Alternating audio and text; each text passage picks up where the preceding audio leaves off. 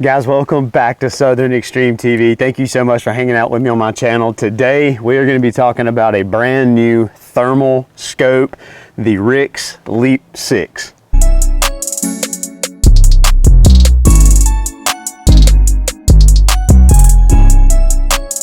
So guys, thanks so much for hanging out with me. I love doing product review videos for you guys, and I especially love doing reviews on gear that we use pretty much from September all the way through the middle part of March, and that is thermal optics. For those of you that are new to the thermal game, there is a whole lot of information out there about different scopes, what each scope offers, different manufacturers, different warranties, different clarities out of the scopes. There's just a lot of information, and I don't want to dive too much into the weeds because I want to keep this kind of short and sweet and focus mainly on this specific scope, because I think RIX coming to the market with a thermal optic, they are, in my mind, they are turning some heads, and I want to talk about some of the reasons why. And I also want to talk about this specific scope, some of the things I like about it, some of the things I don't like about it. So let's just jump right into it. So basically, right out of the box, this is not really an unboxing video, because to be absolutely honest with you, the unboxing videos kind of get on my nerves a little bit. They're a little kind of, I don't want to say lame, but they're just not as enticing. So you get this really nice leather pouch that comes in the box. You get 2 batteries. You get a charging port for the batteries. You do have a eye cup, which for those of you that like having the ability to put that soft eyepiece up against your eye, you guys will appreciate that. And you also get a charging cable, which is really nice. Now, with the new purchases of the RIX Leap 6 and or the Leap 3, you now get an American Defense QD one-piece mount, scope mount, which is really, really nice. On this specific box that I got from Leap, it did not come with those mounts because this one was manufactured before they had that partnership, I guess. So out of the box, everything looks really, really nice. It comes with everything you need to make the scope start running and to be mounted onto your gun, which is a top-notch deal. So let's dive into the scope, because I know that's what everybody is here for. So just to start off with, this is going to look more like your traditional style scope. So if you guys are just a normal hunter where you're hunting deer, or you're doing daytime hunting, this is going to look and feel very, very similar to what your daytime scope already is. It's not going to be the real big boxy feel like some of the thermal imaging that's out there on the market. What I really like about the RIX is the price point. And not just the price point, but the fact that they are standing behind these products. With each scope thermal, with each of these thermal scopes that RIX offers, you're getting a 5-year warranty, and you're getting a guaranteed 10-day turnaround time on any repairs that need to happen to your scope. So from a videographer standpoint and from a coyote hunting standpoint, that's a very big deal, because if you've been doing this for a while, you know how aggravating it can be for something to happen to one of these expensive scopes, and you have to send it back to the factory, and then for whatever reason you're just sitting idle for the next month, 2 months, 3 months, 4 months, waiting for them to get back to you. So the fact that they're new to the market, they're offering a 5-year warranty, and they're guaranteeing that in 10 days they're either going to have your scope fixed or you're going to have a brand new one in replace of it. To me, that is a big deal, and that means that they are standing behind their product and they feel confident that they're building and creating a high-end, very, very good thermal scope. So I really like the price point. These scopes are going to be priced down around that ATN price point. So if you start looking up a 640 ATN, that's a 2.5 by 25 power, you're going to be looking around that $3,700, $3,400 price point. With the Leap 6, you're about a $3,700 price point. And then if you drop down to the 384, which is just a difference in clarity, the 384, you're getting down around that $2,200 to $2,300 mark, depending on who you buy it from.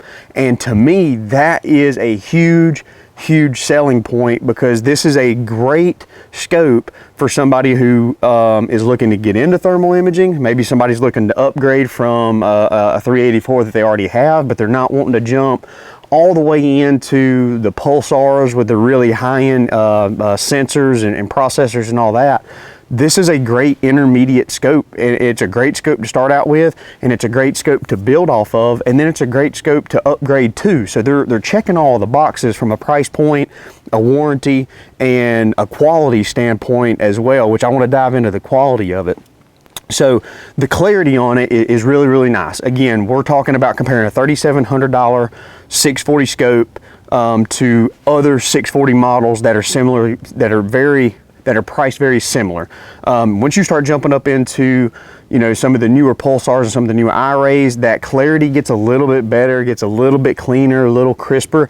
But again, with that comes the price tag. And to me, is it worth spending that extra $2,000 or $3,000 to get that little bit of extra clarity out of that scope? And to me, personally, I don't think that that's the case. Now, obviously, we're running some pulsars on our normal setups, but again, testing out this RIX, it has been absolutely fantastic. It's a super clear scope, and what I like about it is the functionality of it is super, super simple. All of the buttons are very easy to get to.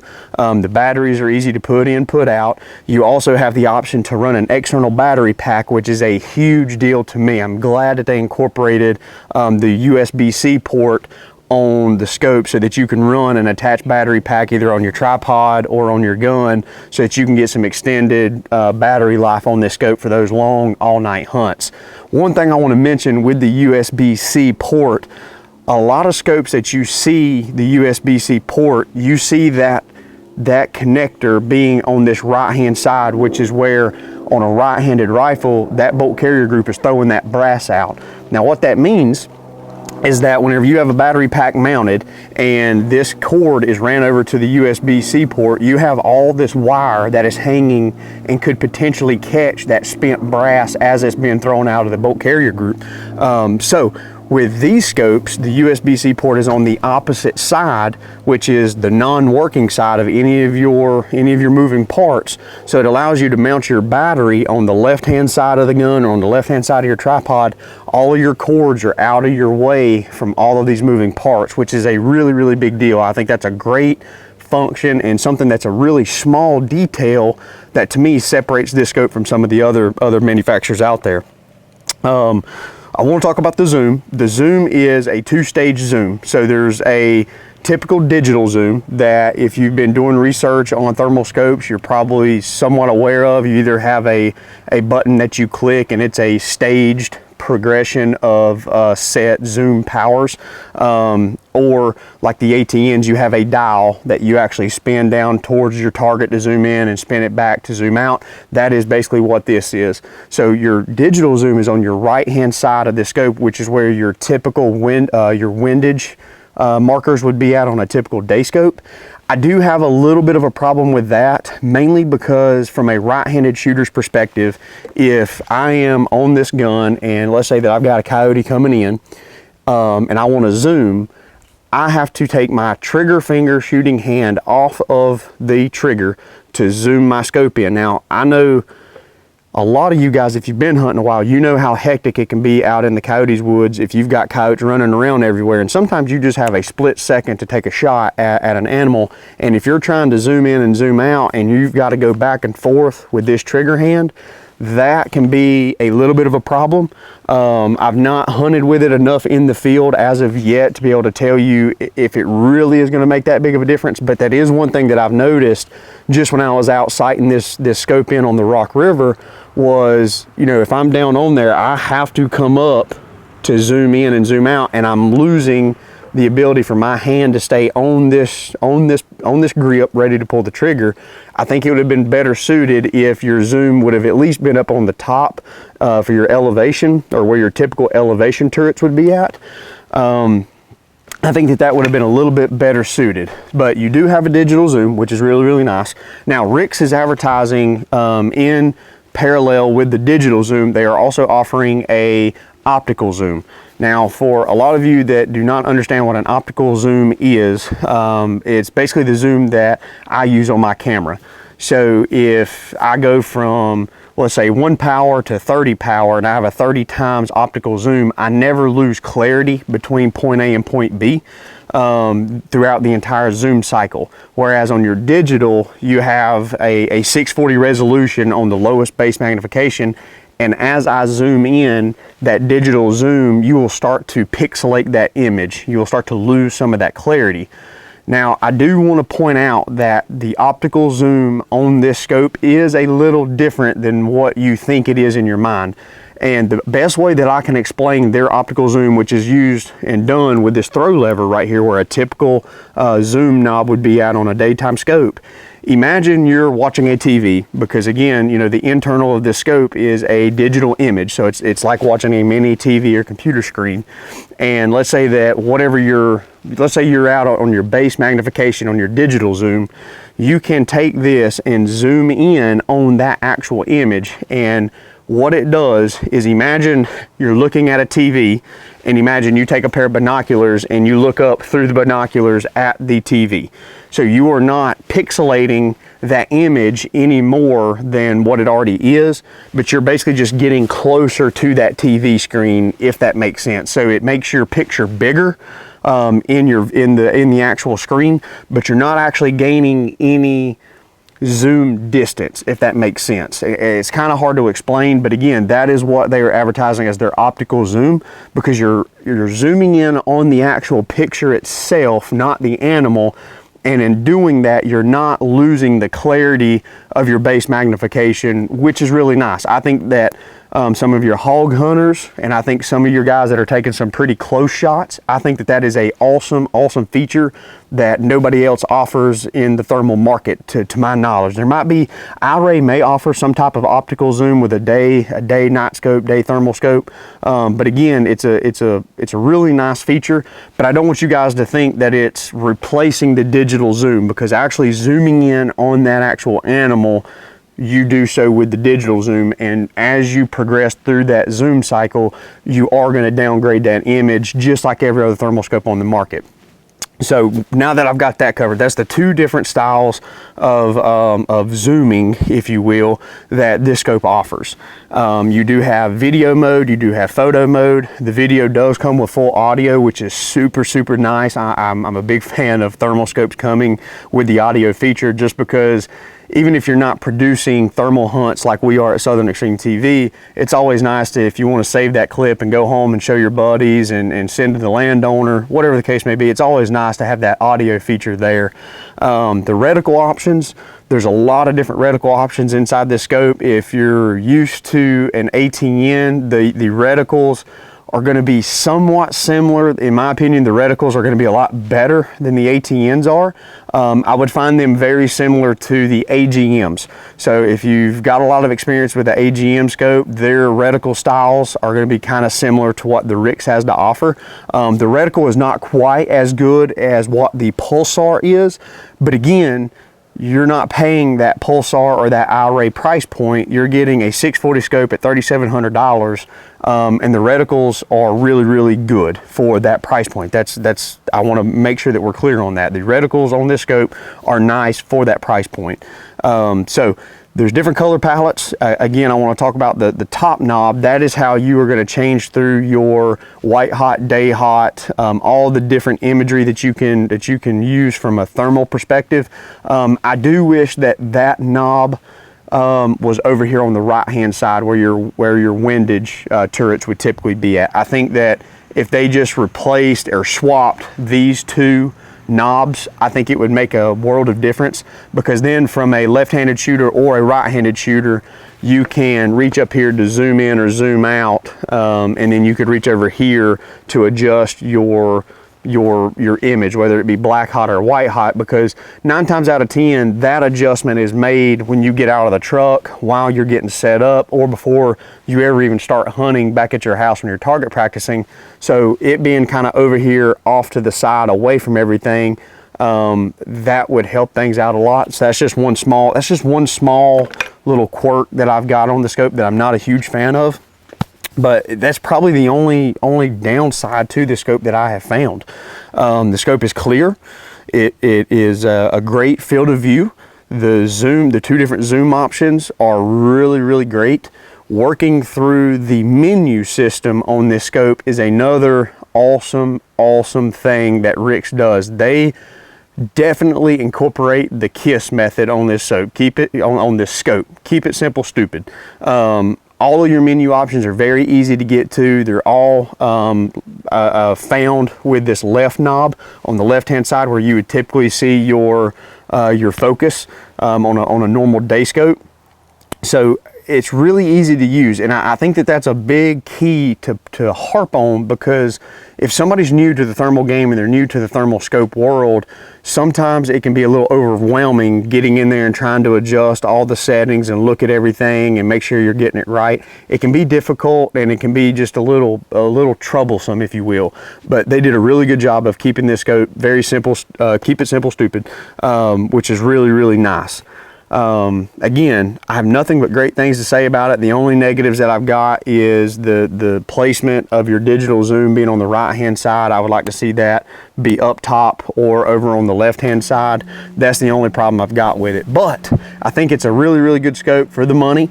I think it has a very good image quality, and the thing about it is built like a dang tank. I mean, you can tell the quality of this scope is there, and again, they've got to have that if they're going to stand by this scope for 5 years and offer that 5-year warranty and a 10-day turnaround time. That is a huge deal, because this is a lot of money to invest, whether you're getting a lower end scope or a higher end scope. When you start breaking that $2,000 price range for a scope, that's a big investment. And you know, obviously with these thermals, you can go all the way up to $10,000, $12,000, $13,000, or you can get all the way down to $2,000 or $3,000. And the fact that they're standing behind that scope, whether it be the 384 at 2,200 or whether it be the Leap 6 at 3,700, they're standing behind it. So really proud of those guys, and I think that's a really big selling point in my personal opinion. So with that being said, let's get this thing turned on. I want to throw a couple rounds downrange and just kind of show you guys. We got some steel targets down here. I want you guys to see the image quality for what I'm talking about. I think I just turned the scope on, so we're going to take a look and see. We should have a fully charged battery on the inside, which is nice. We're shooting the Rock River 243 today. I've got the 6.5 Creedmoor set to the side. It's still got my pulsar set up on it, which that's the Night Stalker Precision that you guys have been seeing on some of the social media posts. But again, we're still running the Rock River. Guffey's still got the Rock River 6.5 Creedmoor. I've still got the 243. I'm running currently the 6.5, and I absolutely love both of these guns. But let's get into this Leap 6 and let's make sure we can get this thing dialed in. We have got this thing recording, and obviously I want you guys to kind of take a look at what we've got downrange. We've got big silhouette steel target. To the right of it we have an oval, or I guess spherical style plate, and then down below we have 4 smaller plates as well. And I know you guys are looking through the scope right now on this, but the quality on this Leap 6 is fantastic. I mean, you can see the individual indents on that really thick steel where those bullets have previously been hitting. And I mean, just the detail on it, the contrast on it is really nice. And obviously I'm gonna try to inlay some of the audio from the scope as well, so y'all get an idea of what the audio sounds like. That's the one thing that I think a lot of thermal manufacturers lack in, is how much quality they have in the audio aspect of the filming with the internals of the scope. So again, I know you guys are not going to be able to see the optical zoom in, because as I zoom in on this, it's only adjusting the picture that I can see with my eyes. It's not adjusting the actual zoom from a digital perspective.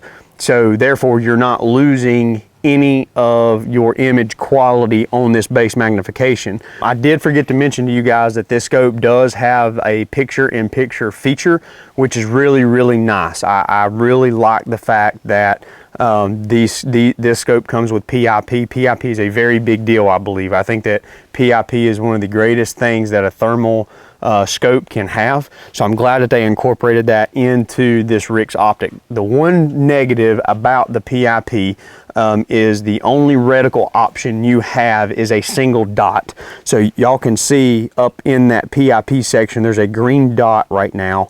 and that dot will change colors depending on the color palette that I select for that specific reticle. So obviously if I go with a white reticle, then I'm going to get a white dot in the PIP. If I go with a red reticle, I'm going to get a red dot in the PIP. To me, the green kind of looks the best, overlaid with all the different colors. We're currently running everything on black hot. So the black hot with the green reticle, to me, it looks the best. To me, it fits with my eye the best. And I just think it works really, really well. So with that, I was pretty much covering everything. Let's throw some rounds downrange and see what it looks like through the scope. There we go. So we're running the Fat Boy tripods with the invert 60 ball head. We're just going to take a couple shots right here at this silhouette steel.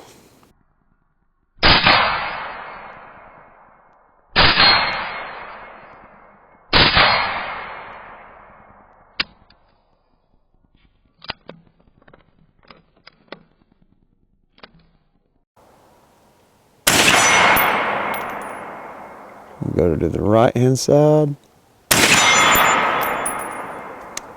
So that right there gives y'all a little bit of an idea what this thing can do and what it's capable of. Absolutely love this scope. I think that for the price point that the scope offers at $3,700 for a 640 scope, I think the warranty, I think that the configuration of everything, minus the digital zoom being on the right hand side, everything that's on the internals of it is very easy to get to. It's very easy to adjust. I think all of those things are fantastic selling points.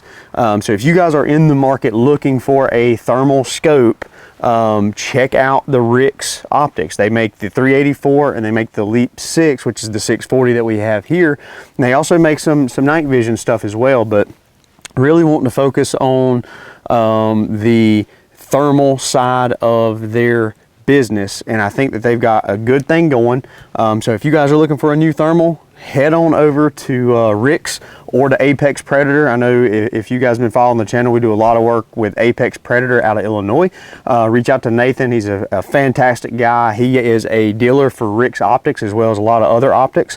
So he'll be able to walk you through some comparisons and side-by-side stuff. I know he's a very big fan of the RIX, and I've done a lot of talking with him before I started doing this video and before I worked with RIX on this project, and he spoke nothing of great things about this scope, and he's actually sold a pretty good bit of them out in his area. So reach out to him if you're interested. I think you guys are going to enjoy it. I know I'm enjoying it, playing around with it. Hopefully here in the next little bit we're going to have some actual videos, some hunting videos behind this scope, so I'm super excited about that. But if you guys are new to Southern Extreme TV, hopefully you enjoyed this type of video doing the reviews and the product review type deals. It means a lot. If you're new, hit that subscribe button. We are trying to grow this thing to 100,000 subs, and every click gets me just a little bit closer. So thanks for hanging out with me on my channel. If you got any questions, drop a comment down below. I'll try to answer if I can, and see you guys on the next episode.